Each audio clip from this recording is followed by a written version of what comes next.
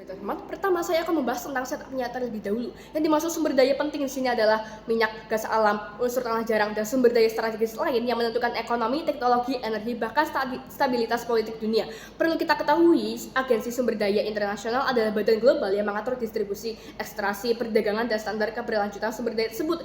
Jadi, inti perdebatan ini, apakah pengelolaan sumber daya penting harus tetap dikontrol masing-masing negara dan korporasi besar seperti status quo atau diatur oleh lembaga internasional yang lebih kolektif dan bertanggung jawab. Kami memilih dunia yang kedua, karena di status quo hari ini sumber daya itu bukan lagi sekedar kebutuhan ekonomi, sumber daya itu dipakai buat alat dominasi politik, alat perang dagang, bahkan alat eksploitasi terhadap negara miskin dan masyarakat minoritas.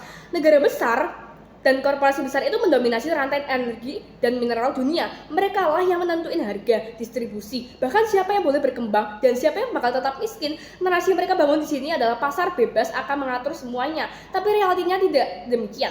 Yang diuntungkan itu cuma negara maju dan perusahaan besar, sedangkan yang paling kena dampaknya itu adalah masyarakat miskin, buruh tambang, masyarakat adat, dan negara berkembang yang sumber dayanya itu malah diambil terus tapi tetap miskin. Sedangkan di dunia oposisi semua negara itu bakal tetap bebas ngatur sumber dayanya sendiri tanpa badan internasional. Kelihatannya yang memang bagus karena katanya menjaga kedaulatan negara, tapi apa yang terjadi? Negara kuat tuh bakal tetap menang, perusahaan besar tetap bisa masuk ke negara miskin. Mereka tuh bakal ambil sumber daya yang murah, merusak lingkungan, lalu mereka bakal pergi begitu saja. Nah, negara kecil ini bakal tetap kalah dalam perang dagang dan krisis energi. Artinya dunia oposisi cuma mertahani sistem lama yang awal emang timpang. Sekarang masuk ke mekanisme dan dunia yang kami tawarkan. Kami nggak mau badan internasional yang terlalu ekstrim sampai ngambil semua pihak negara.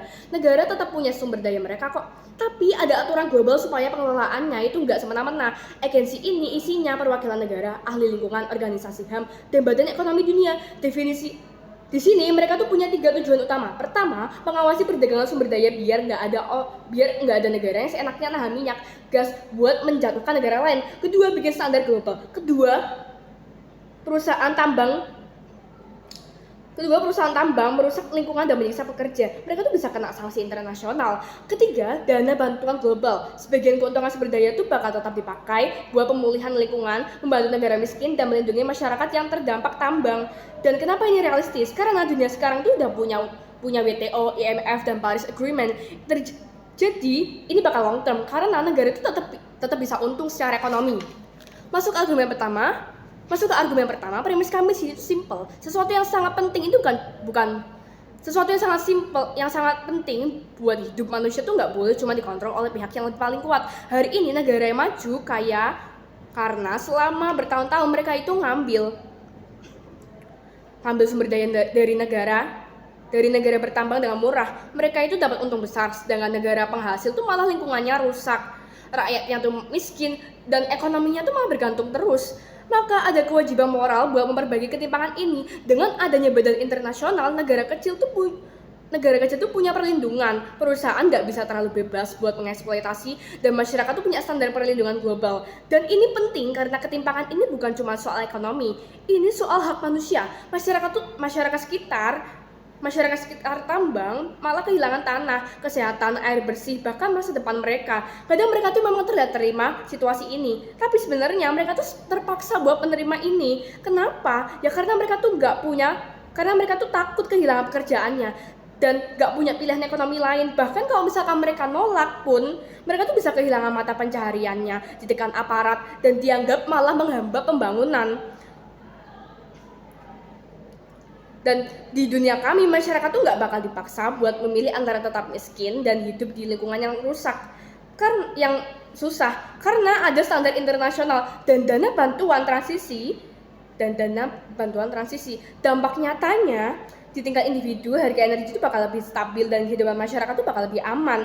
Di tingkat minoritas, masyarakat adat dan warga kecil itu punya perlindungan internasional ketika negara mereka tuh gagal melindungi mereka. Dan di tingkat negara berkembang tuh punya bargaining power lebih kuat buat melawan perusahaan besar. Masuk ke argumen kedua, dunia kami itu mengurangi konflik global dan penyalahgunaan kekuasaan. Hari ini sumber daya itu sering dipakai sebagai alat politik dan kekuasaan. Yang melakukan ini adalah negara-negara besar yang mengontrol energi dan perdagangan global. Mereka itu pakai minyak, gas, dan mineral untuk memengaruhi harga dunia, bikin negara lain bergantung. Karena bagi mereka sumber daya itu adalah kekuatan dan akibatnya terjadi embargo, perang dagang, dan konflik perebutan sumber daya. Yang paling terdampak sini adalah rakyat biasa karena harga kebutuhan itu bakal naik, listriknya bakal jadi mahal, dan ekonomi itu bakal melemah. Kadang masyarakat tuh memang menerima ini ya karena itu mungkin ya karena mereka tuh nganggep ini demi kepentingan nasional. Padahal yang paling diuntungkan tuh ya tetap elit politik dan perusahaan energi atau perusahaan besar. Dan di dunia kami itu tapi di dunia kami pengawasan internasional itu bikin negara nggak bisa sembarangan pakai sumber daya sebagai alat ancaman itu. Lalu oposisi mungkin akan bilang ini tuh melanggar kedaulatan negara. Kami bantah, hak negara tuh nggak boleh lebih penting daripada hak manusia untuk hidup antara layak dan aman. Karena di status quo banyak negara justru bekerja sama dengan perusahaan untuk mengeksploitasi rakyatnya sendiri. Mereka tuh juga bakal bilang agensi internasional bisa korup, tapi di status quo sekarang tuh juga korup dan bias. Bedanya di dunia kami itu ada pengawasan global transparansi.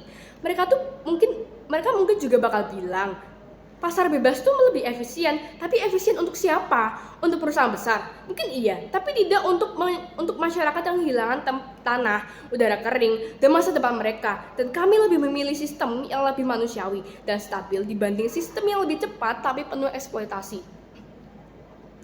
Bahkan dalam skenario terburuk pun, misalnya agensi ini belum sempurna, dunia kami itu tetap lebih baik karena ada usaha kolektif untuk membatasi eksploitasi global. Sedangkan di dunia oposisi secara aktif mempertahankan sistem yang terbukti menciptakan